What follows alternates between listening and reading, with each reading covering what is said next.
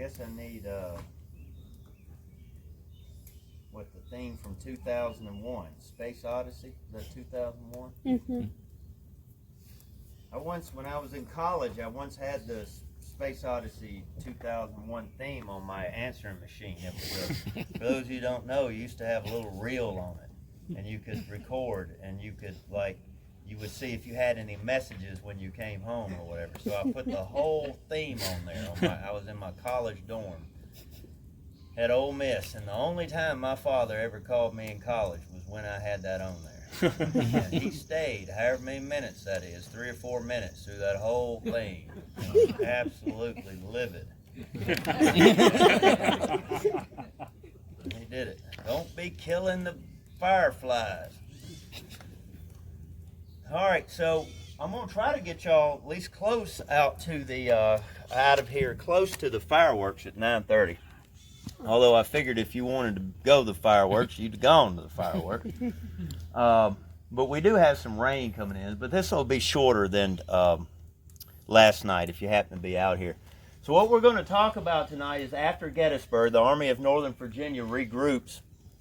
And I closed the building today with a fellow Ranger, Philip Brown, and he was actually telling me that he's putting together a program of the Confederate losses at the battle prior to Gettysburg, which is Chancellorsville. And he's studying how many officers were lost going in and how it affected the Army of Northern Virginia here because of the previous battle. So it'll be interesting to see what he comes up with. But this particular program focuses on the aftermath of this battle. And as you know, there's 160,000 men that are involved in this battle, which results in 51,000 casualties. I'll show you that in just a minute. But the central theme or the central question to this program is this the high water mark of the Army of Northern Virginia? How is Robert E. Lee ever going to piece Humpty Dumpty back together again after the loss in the officers' corps, which is huge here, as I'm about to extrapolate for you. So, this is after Gettysburg. Now,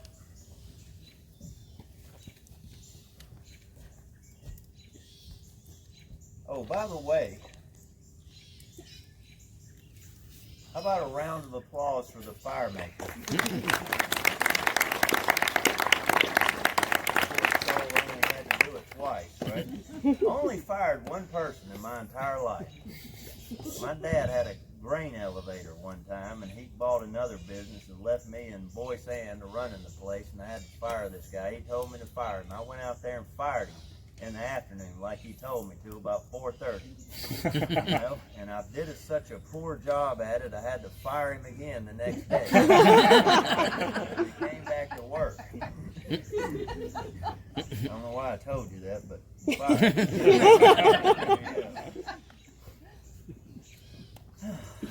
Man, he was useful.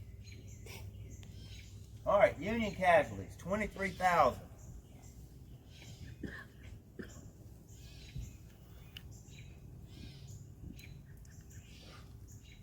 Confederate casualties.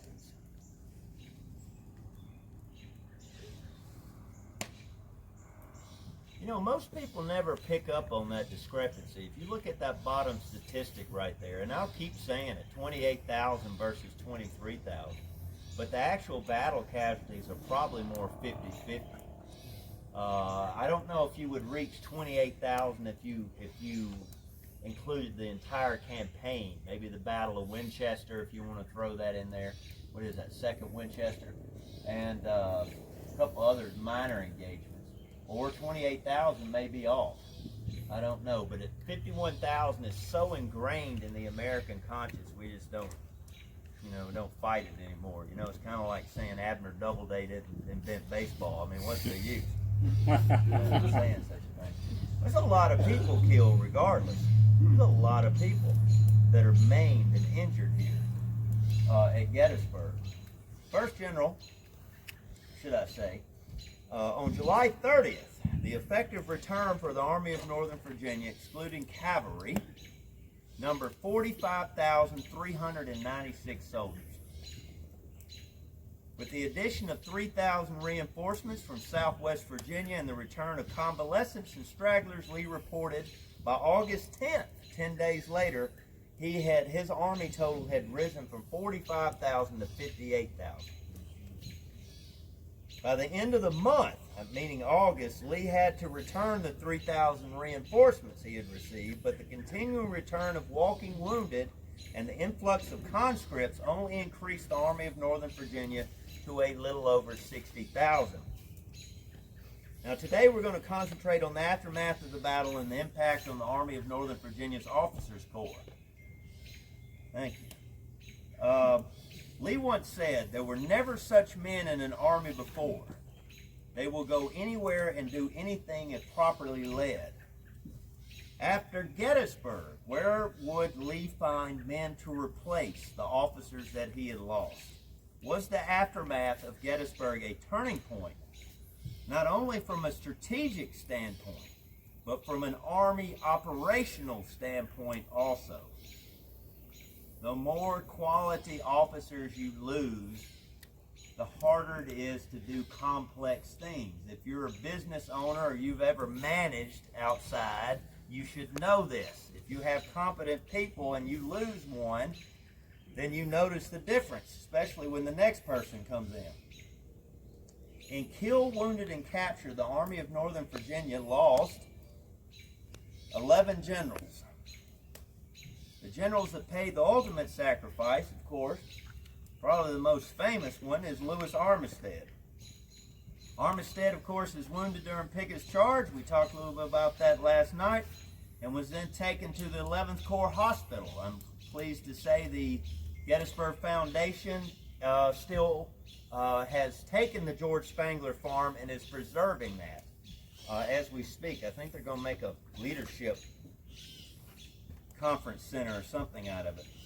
Doctors pronounced, though, when Armistead was there, his wounds to be healable, and therefore the surgeons were greatly surprised to learn that Armistead had died on July 5th of 1863, 2 days after he was wounded. Armistead related to one surgeon that he suffered, quote, much from overexertion, want of sleep, and mental anxiety, end of quote, over the past few days.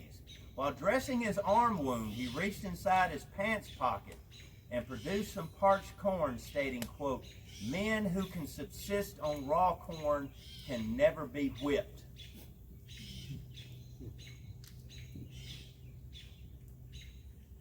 Like the piano player in the saloon, you know, they quit playing when the new people walk into the saloon. I told you to get up, and I told you to come on. We're going to be late. William Barksdale, you need an introduction? If one more person says to me, on this battlefield, is Mississippi ready for this day, I'm going to choke them. That's an inside joke. All right. We actually had this, what I'm about to describe, we actually had this on display. I found this interesting. Dr. Alfred Hamilton, we actually have it in our collection. Dr. Alfred Hamilton of the 148th Pennsylvania worked at the 2nd Corps Field Hospital that was set up at the Hummelbaugh Farm earlier in the day. If you don't know where the Hummelbaugh Farm is, Pennsylvania Memorial, if you know where that is, you can't miss the maintenance shed that's behind the Pennsylvania Memorial. It's that white farmhouse that's near there. That's where Barksdale was taken, that unassuming small white house, and he's placed in the yard right there. Anyway, that's where Dr. Hamilton is, and that's where Hamilton examines Barksdale's wounds. Quote, he was shot through the left breast, and the left leg was broken by 2 missiles. He asked whether I considered his wounds necessarily mortal. I told him I did. He stated that he desired peace, but only on terms that would recognize the Confederacy. And he asked about our strength and was answered that heavy reinforcements are coming. He said that Lee would show us a trick before morning, that before we knew it, you would be thundering in our rear. I got a seminar this fall, and and I'm trying to figure out whether Dr. Alfred Hamilton was a Mason or not, which may have well been. But preliminary, so don't go out there and speak this as the gospel truth, but preliminary investigation says that the Hummelbaugh farm, that Barksdale may have gotten a Masonic funeral from Union soldiers when he's buried in the yard right there. Beyond a doubt, when his body is reinterred in Jackson, Mississippi in 1867, I've seen the procession, or I wouldn't say this, they actually, you know, big general, big funeral. They took him right through downtown capital of Mississippi, and the Masons had their own spot within the funeral procession. They also had, Dr. Hamilton also kept, this is kind of odd thing to keep, but he kept one of the bullets that was extracted, he extracted from Barksdale, which we have in our collection if you'd like to see a bullet from Barksdale's body. And he also kept one or two, I can't remember. Barksdale was wearing Masonic lapel pins or cufflinks. I don't know which ones they are, but they've got that symbol on them right there, and he kept that too, that he took off Barksdale's shirt. So, no telling the real history behind that. Richard B. Garnett. This may or may not be a picture of him. Most of the pictures you see of Richard B. Garnett is probably his brother. But that's so ensconced in the American psyche that we don't argue about that either anymore. The thing about Richard B. Garnett is, if you don't know, a little backdrop on him, like Louis Armistead, Garnett is one of the brigade commanders that goes into Pickett's charge. And Garnett has been kicked, he's the guy that's been kicked by a horse. If you really want to know, you want to be impressed right now, Captain Bright's horse kicked Garnett in the leg. And Garnett couldn't walk. Wherever he kicked him, he must have kicked him pretty good. And so anyway, July 3rd comes Pickett's charge. They're getting ready to go forward, and Garnett has got a heavy burden on him besides a big old black bruise. At the Battle of Kernstown, which occurred in 1862, about a year earlier, or slightly more, Garnett had been ordered outside of Winchester to hold this stone wall, and basically the Union came up and engulfed his command, went around his flank. They, you know, he was in a real pickle. So whether he ordered a withdrawal or not, it was going to happen anyway, or else they're all going to get captured or slaughtered or both. And so he ordered a withdrawal, and Stonewall Jackson is furious because he ends up losing the battle. So he ends up court-martialing Richard B. Garnett. And the only extant copy of the court-martial record is Garnett's. It still exists. It's in the Museum of the Confederacy. And in small print, I'm talking about like yay big. Can you see that? All right. Hello? All right. Garnett writes in the margins right there. He writes in the margins next to Jackson's charges, lie, lie, lie, lie. You can find that in Douglas Southall Freeman too. All right. I don't think the court-martial reaches a conclusion. I think the campaign for Second Manassas breaks it up and they never reconvene. I think is that right? I'm hazy on this, but regardless, I mean, whether Garnett is guilty or not, Stonewall Jackson, Richard B. Garnett, public relations war, who wins? Jackson does. So on July 3rd of 1863, I don't care if they had to carry him over there on a funeral bin. Garnett's going to go over that field because nobody's going to call him a coward. And so he asked special permission to mount up on his horse and ride into the attack. And right outside the angle at stop 15 is where he goes down. His body is never recovered. I imagine souvenir hunters stripped him. I read one account where he had a brand new uniform coat on. And if that's true, he would have really, all that spaghetti on his arm would have really shown up. I'm sure. You know, it didn't have any dust on it or anything, faded. So imagine they stripped him of whatever he had. So when the burial parties came along, they was just another dead rebel. So they threw him in the grave, and he's probably in Hollywood Cemetery, Richmond, Virginia. The striking thing about that, though, is his sword, Garnett's sword, is recovered after the war in a Baltimore pawn shop.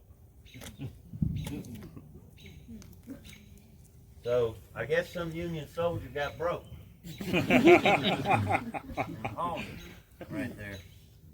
Probably one of the biggest losses for the Confederacy at Gettysburg was this gentleman right here, who a lot of you probably haven't heard of, but his name is obviously Dorsey, Pender.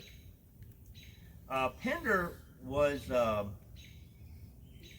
with A.P. Hill's Corps, and in fact, Dorsey, Pender, if Longstreet, if you know your terrain around here, Longstreet is attacking to your left rear over here, and A.P. Hill's line basically, thank you, sir, basically starts on the next hill over here, or somewhere in this vicinity. And so Pender's division is on, let's say, roughly the North Carolina Monument, which all of you had to pass to get here, except for me, who came down the wrong way. I was the guy you were screaming at as I drove past. I know I'm going the wrong way, okay? That's why I have the flashers on. Well, I live there. What am I going to do? Drive all the way through town and go all the way around when I'm 200 yards from the whole thing. Stick this thing. Dumb. So, ain't caught me yet. What was I going to say about that? Oh, Dorsey Pender, when the attack is rolling forward, and we talked about this last night, about Pickett's charge, but on July 2nd, Hood's division goes forward, then McLaws' division, then Anderson's division, and then it comes time for Pender's division to come.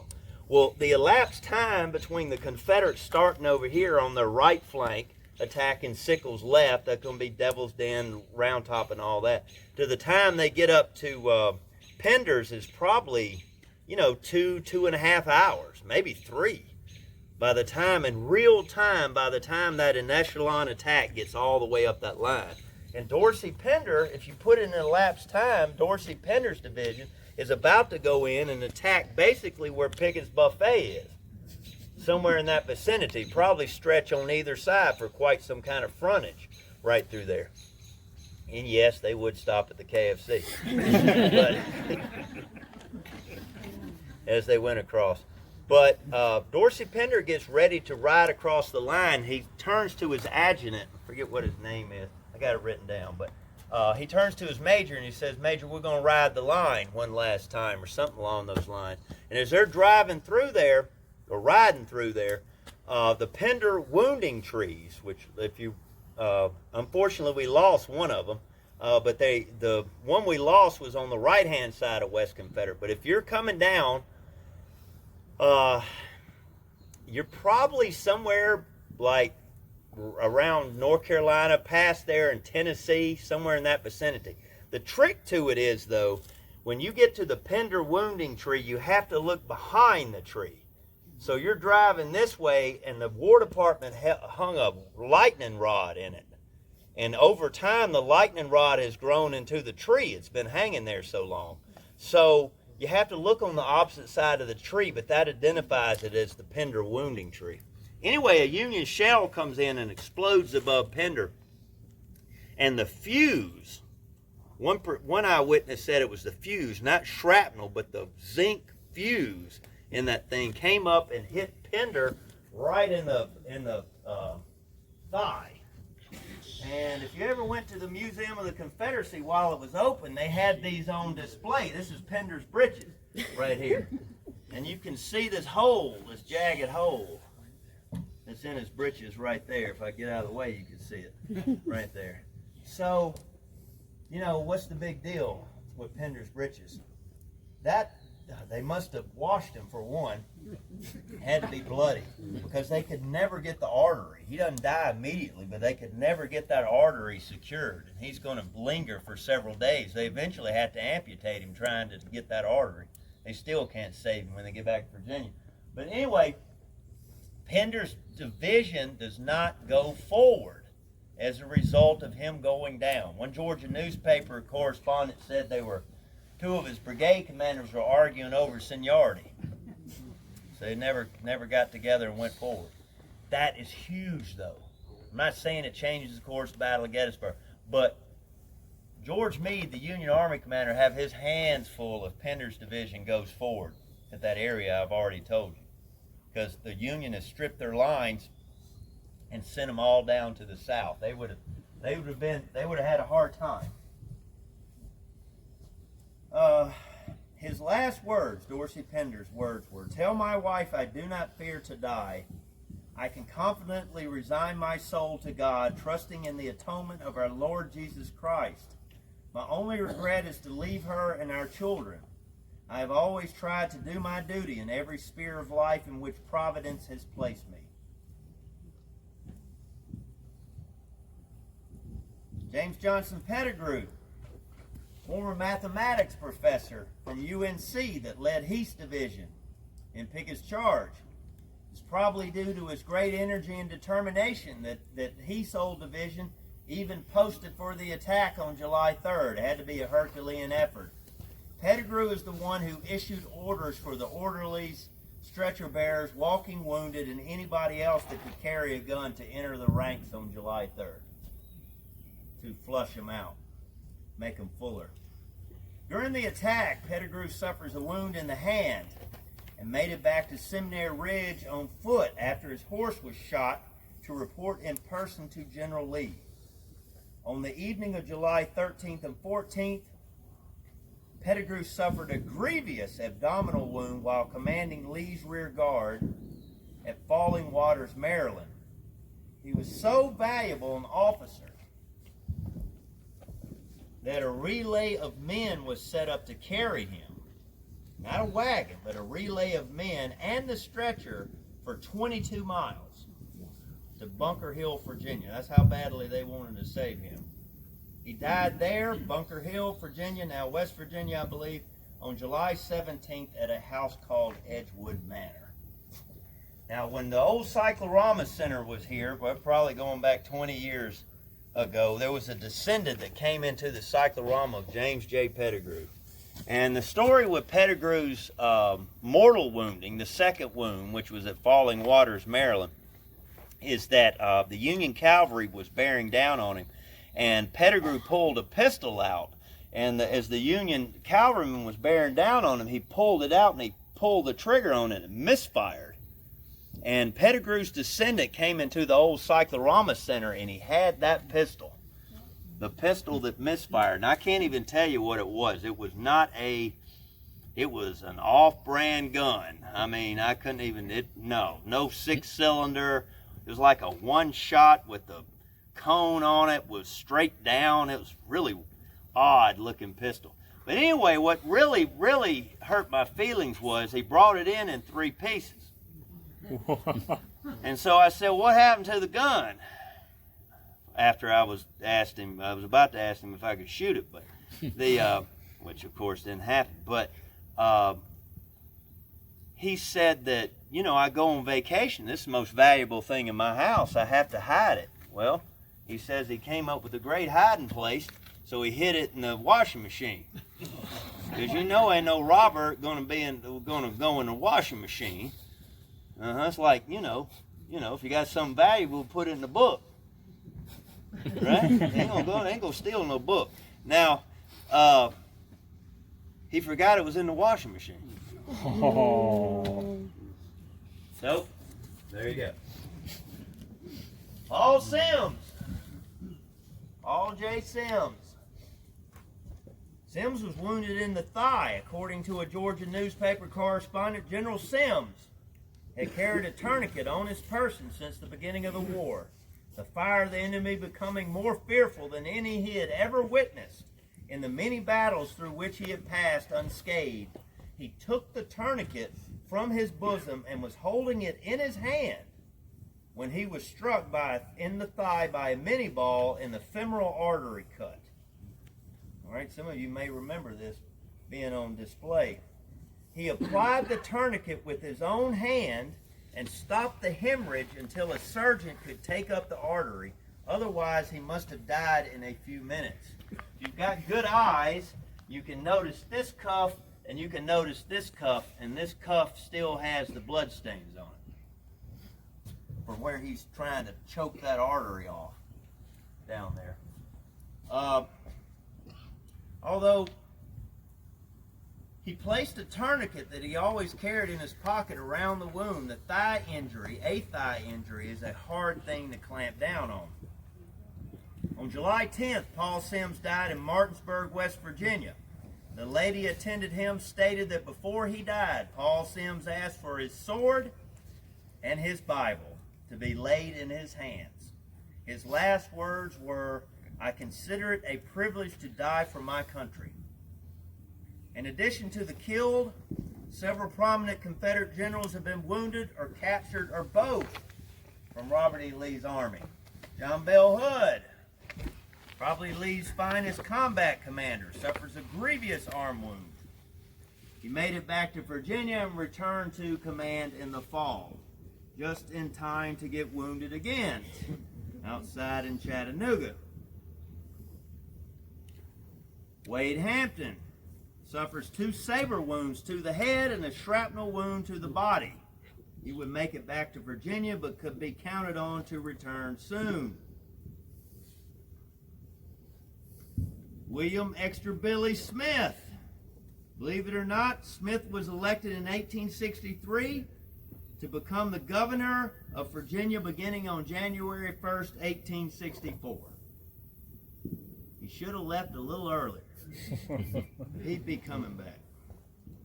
Or he'd be leaving because he got elected. Captured. James J. Archer.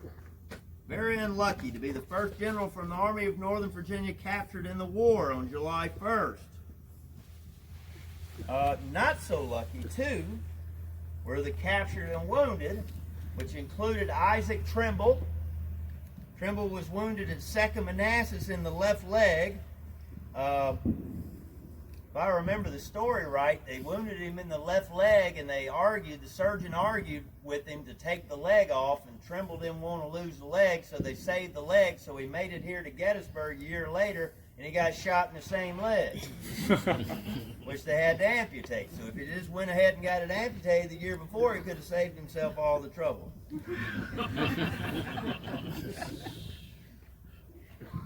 Stonewall Jackson thought a lot of Isaac Trimble and had him in mind to command his old division when he returned. By the time Trimble was healthy, Lee was in Pennsylvania and Trimble was without a command. A vacancy opened up when Pender went down and Trimble took over command for July 3rd. He was subsequently wounded in the same leg, and this time it was amputated. Federal authorities refused to parole him, here's something you didn't know, because he had burned the bridges north of Baltimore in 1861 to try to keep Union forces out. Boy, they could hold a grudge. So Trimble would spend the rest of the war in a prison. And then these 3 generals. James L. Kemper, wounded on the wall on July 3rd, thought to be mortal. I think he's shot through the abdomen and lodges against his spine. Kemper was left behind. He doesn't die. He will be exchanged in a short period, but his health never allowed him to be in the field again. He would later become governor of Virginia. And then, if you're Robert E. Lee, what do you do with this guy? First of all, you get him some eyebrow trimmer.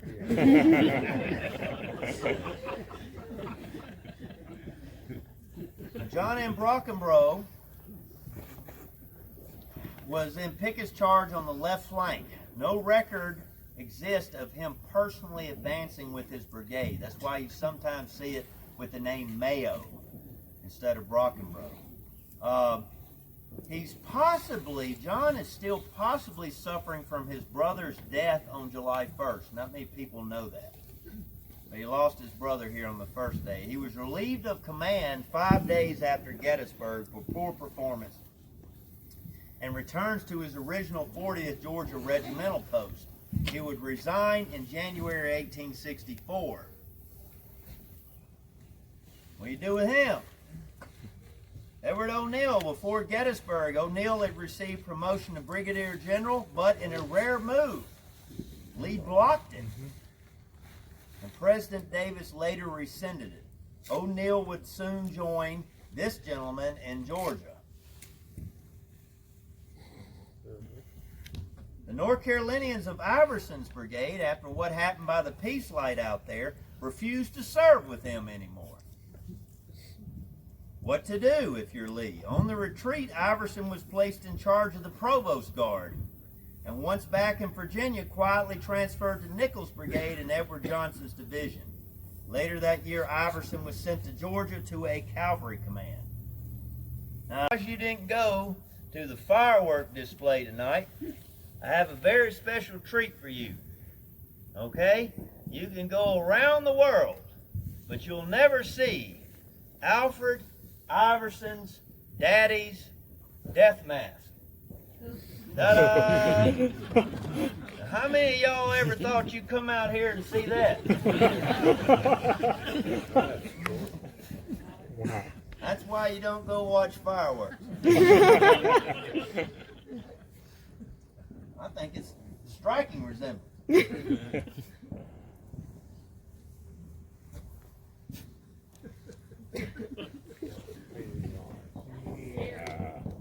Who said that? Who just signed his own death warrant? That's a Full Metal Jacket joke. I watered it down too. Hey, I worked in an OR. I can deal with anything.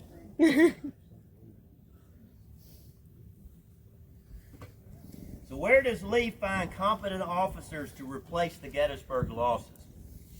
The Field Grade Officer Corps was heavily hit in the Gettysburg campaign. For instance, in Joe Davis's brigade of Mississippi and North Carolinians, the 3 regiments that took part on the first day's fight lost 7 out of its 9 colonels, lieutenant colonels, and majors. 7 out of 9 were down. Also on the same day, Scales' brigade lost all of its field officers except 1. Cadmus Wilcox, Alabamians, lost 4 of his regimental commanders the next day in the attack on Emmitsburg Road. Pickett's charge left Fry's brigade with only 2 unwounded field officers out of the whole brigade. Pettigrew's brigade had 1. Davis' brigade, after Pickett's charge, had none. How do you get a unit, and you people that have been in the military will appreciate this, how do you ever get a unit to function when you have that many gaps in your command? Pickett's division may have been the worst hit of all the divisions. Roughly 5,800 men composed Pickett's division. A total of 42.2% casualties were inflicted on them.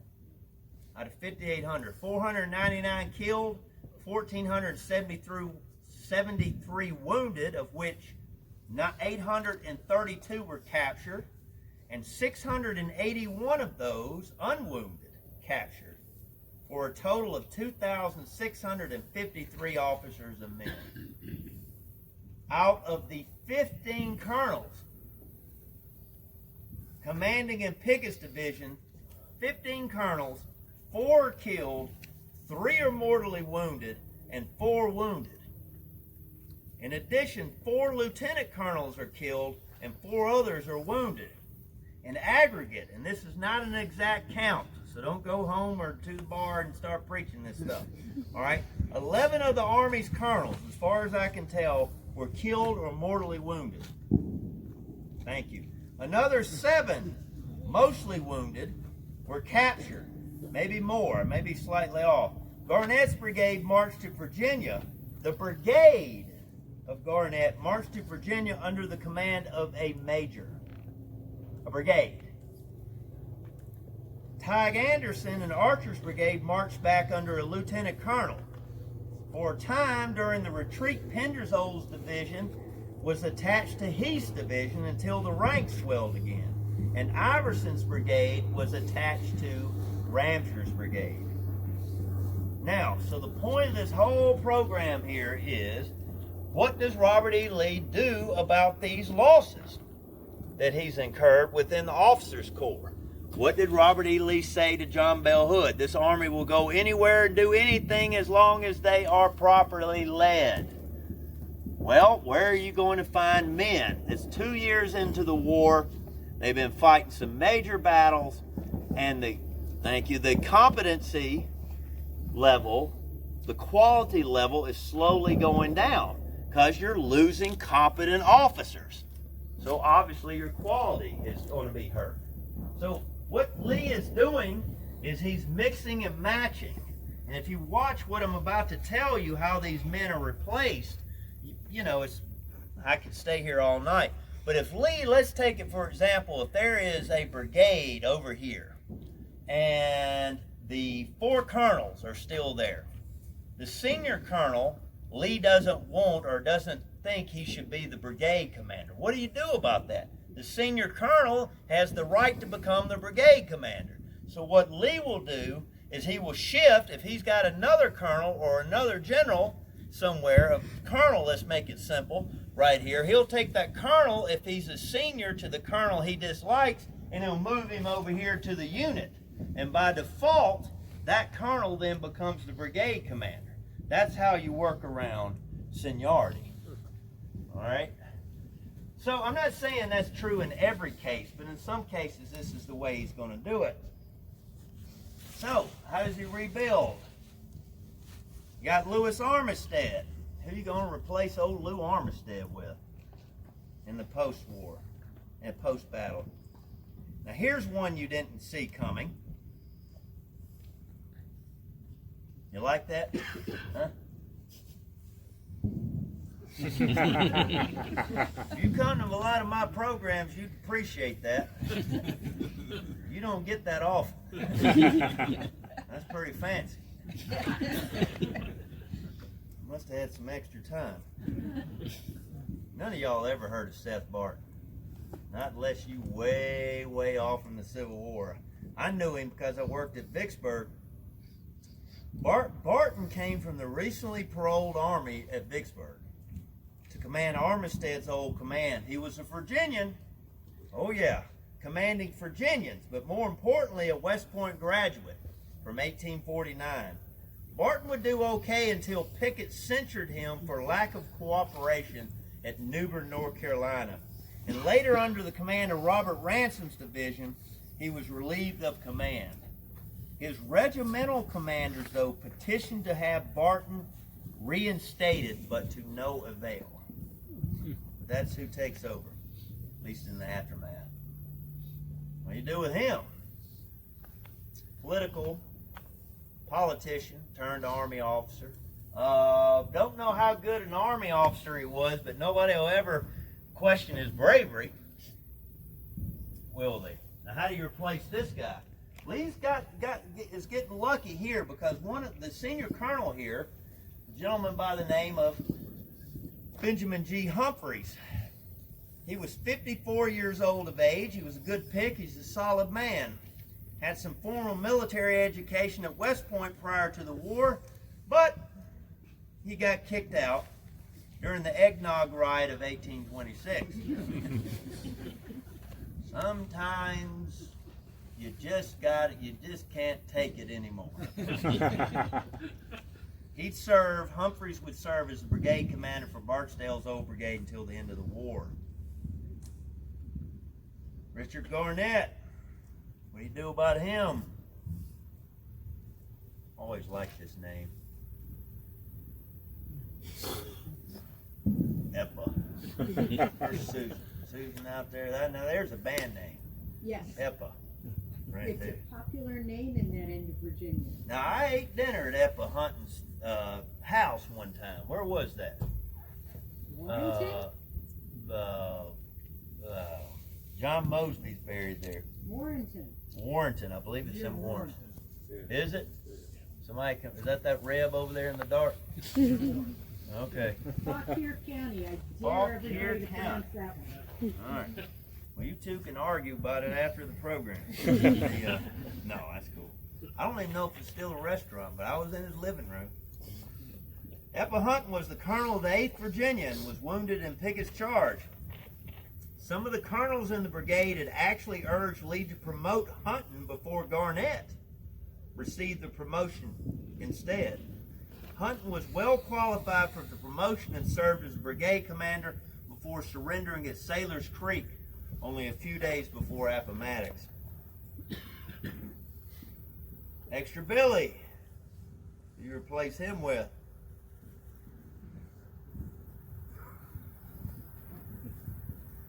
Handsome devil. In 1861, Pettigrew was the first former regular West Point officer captured in the war at Rich Mountain. I am pleased to tell you this fall I am going to Rich Mountain. I don't know why I'm going to Rich Mountain, but I'm going to Rich Mountain. I've never been there. He spent 6 months in prison before being exchanged. Pettigrew was assigned out west, where he commanded, here, get this, he commanded a cavalry division at Chickamauga. He returned to Virginia to command Smith's former brigade, and he later rose to division command. On January 19, 1865, he married Richmond socialite Hetty Carey at St. Paul's Episcopal Church in Richmond. Don't tell him. 3 weeks later, Pettigrew was killed at Hatcher's Run. His funeral was held in the same church he got married.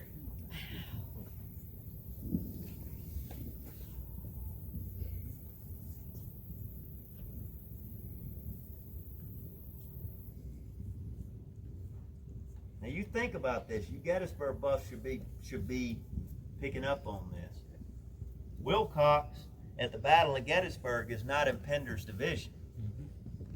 He's in Anderson's division. Robert E. Lee is going to go over to Anderson's division and pluck that brigade commander and send him over to Pender, where he's going to have seniority, because he likes Wilcox and that's the way he wants it run. In recommending Wilcox for promotion, Lee wrote, "General Wilcox is one of the oldest brigadiers in the service, a highly capable officer, has served from the commencement of the war, and deserves promotion. Being an officer of the regular army, he is properly assignable anywhere."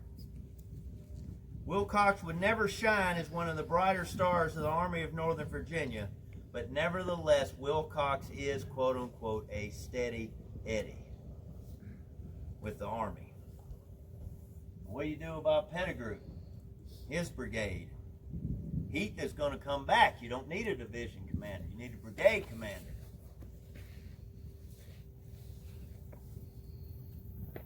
W.W. Kirkland, he comes from the 21st North Carolina. If you notice, they found a North Carolinian to command North Carolinians. That's not a fluke. He had been wounded at 1st Winchester and incapacitated for several months. However, it didn't keep him, check this out, it didn't keep him from becoming the acting chief of staff for Patrick Cleburne at the Battle of Stones River. I thought you'd be more impressed by that. Never mind. After Gettysburg, he received the brigade command and was wounded at Bristow Station in October. He was wounded again in the Overland campaign and never returned to command this brigade again.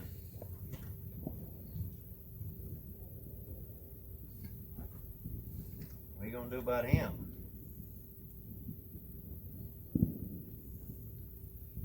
Well, he may not get replaced. How you say that? I just say good. How you say it? Good? Good? We can sit here and speculate on that name assignment, but whatever. Bryan was a Georgian. Shouldn't come as any surprise, but not from Semmes' brigade.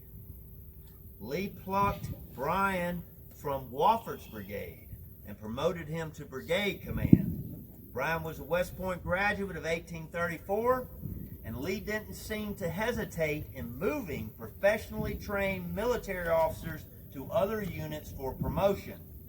Good served with the Army of Northern Virginia until poor health forced his resignation in September of the next year. What do you do about this guy? North Carolinian. Did y'all think his daddy's picture was going to come up again? Replaces him with Robert D. Johnson. Robert D. Johnson was promoted from the 23rd Virginia. Y'all check this out. He's 24 years old. Probably not Lee's first choice, but Johnson is a good example of the attrition in the officers' ranks of the Army of Northern Virginia by 1863. You're promoting a 24-year-old. Although wounded at Spotsylvania, he managed to return later in the war, and outside of Petersburg, he even served briefly as a division commander. He last. What do you do about this guy?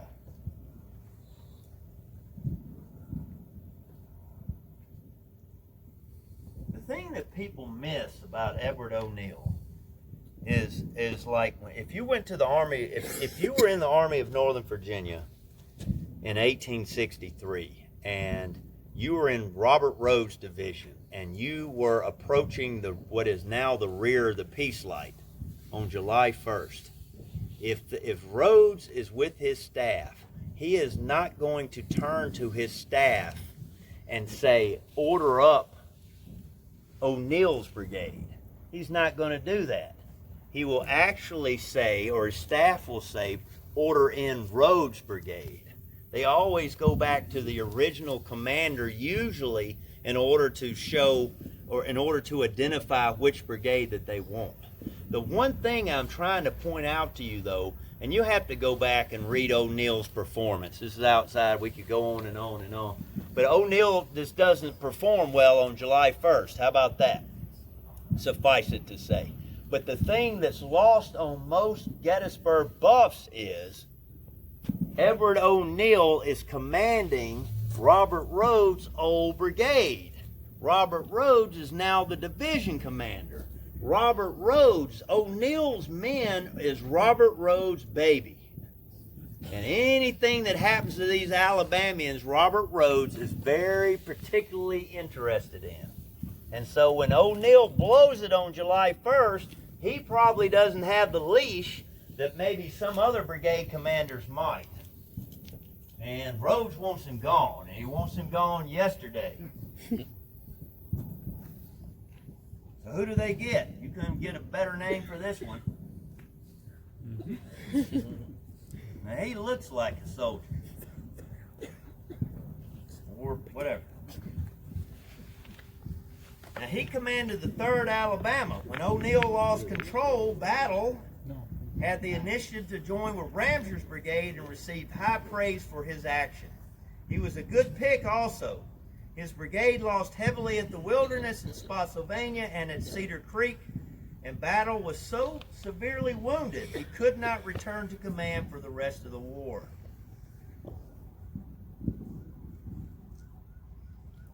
All right. Now, why in the heck would I break my routine here and have 2 men on the same slide? They're early. Due to losses and the lack of eligible commanders, the 2 brigades were temporarily combined for a while. Bet most of you didn't know that. Henry Mudd Walker was assigned to the command in August. Don't ask me how he got that name. We probably don't want to know. Walker had formerly served in the 40th Virginia Brockenbros, or Fields Brigade, as it was called in the Army of Northern Virginia, before being wounded twice at Gaines Mill. He commanded the combined brigades, including at the Battle of Bristow Station, until sufficient numbers of men returned to justify splitting the 2 brigades again. He commanded Fields' brigade until his wounding at Spotsylvania, and out of all places, Henry Mudd Walker is buried in Morristown, New Jersey. So if anybody's going back to New Jersey tonight, You can go by and pay your respects. I would probably take a flashlight.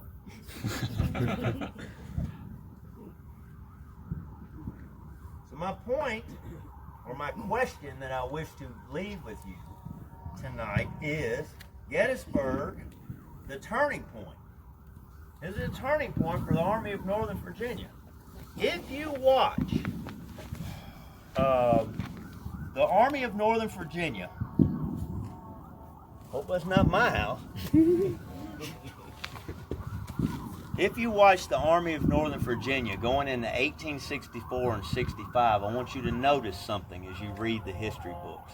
When Lee is fighting in 64 and 65, I want you to notice how much more Robert E. Lee involves himself personally in the minutia of the Army. In other words, Robert E. Lee has to assume, with the loss of more and more competent officers, he has to assume more and more responsibility. All right? So it falls on him, and physically it's probably going to, break him down, because he's already got health problems, etc. But Robert E. Lee can't be everywhere. Now this is sort of related to what we're talking about, but sort of not related to what we're talking about. You want to understand how important these general officers are to Robert E. Lee. If you study Robert E. Lee, when a piece of information comes to Robert E. Lee, the first thing that Robert E. Lee generally asks is, who is in command there? Robert E. Lee wants to know who's in command. Because instantly Lee is thinking, what kind of general is this? And do I need to help him, or is he capable of independent command? Does he need guidance? Can he operate on his own? That's what Lee wants to do. And based on who's in command there is going to probably be one of Robert E. Lee's first decisions that he's going to make about the situation. It's all about personnel. But in going back to the original theme, we do with all these. You can't keep going and going and going. This country had only been in existence for what, 7 years, something like that. Somebody said that, right? This country has only been there, and West Point has only been founded since 02. Somebody correct me here. Yeah, it's 02. 1802. Did I get it? Yep.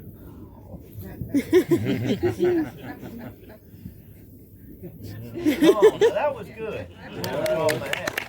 Now I'll tell you why I knew that. I got a hat with it on it in my car. I think it says 1802 right there. 1802 to 1860. You got 58 years to produce military officers. Then you got an American Civil War that's going to take them all out. You really can't say that 1802 to 1860, really, because most of the early graduates are not going to be around by 1860. So you got a shorter window. You're probably looking at 1830 to 1860, somewhere in that area, maybe 1820. But if you think about it, these competent, professionally trained military officers are going to be getting killed. And so you see the quality going down and down of leadership. One Confederate veteran recalled that after the campaign, an English observer who had ridden with A.P. Hill's staff through 3 battles was extolling, quote, in extravagant terms, the glorious conduct of our little battalions as they would hurl themselves upon divisions of the enemy, when suddenly he paused and said, but they will never do it again. He asked the Confederates, of course, A.P. Hill's staff was taken aback and didn't like the insult and all that stuff, and he said, let me explain. And the English observer said, he asked A.P. Hill's staff to count the number of officers that had been lost in Jackson's Old Corps alone, which A.P. Hill's division was part of at the time.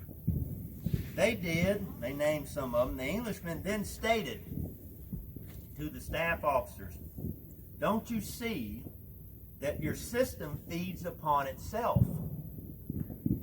You cannot, he said, fill the places of these men. Your men do wonders, but at every time at a cost you cannot afford. And I don't know if Gettysburg is going to rank up there with entirely wiping out the Army of Northern Virginia. But I can tell you between Gettysburg and Chancellorsville that the Army of Northern Virginia is going to lose its offensive strength. And the real reason, I think, well, it's not the only reason, I shouldn't make it so narrow, but one of the things that Robert E. Lee is trying to do is to stop this bloodshed while his army is still in a fighting condition, while it is still maneuverable and it is still led by competent men. I leave you to ponder the consequences of Gettysburg. Thank y'all very much. And it's time for fireworks. I don't know if you can see them. I'm not promising you, but if you go, I'm thinking you can. If you go up to the stop sign and hang a left and go up to the peach orchard, cross the highway, be careful doing that, and park in the peach orchard, I imagine you can see them from a distance if the woods don't obscure it right here. Thank y'all for coming out. I'll turn the lights on 1 second.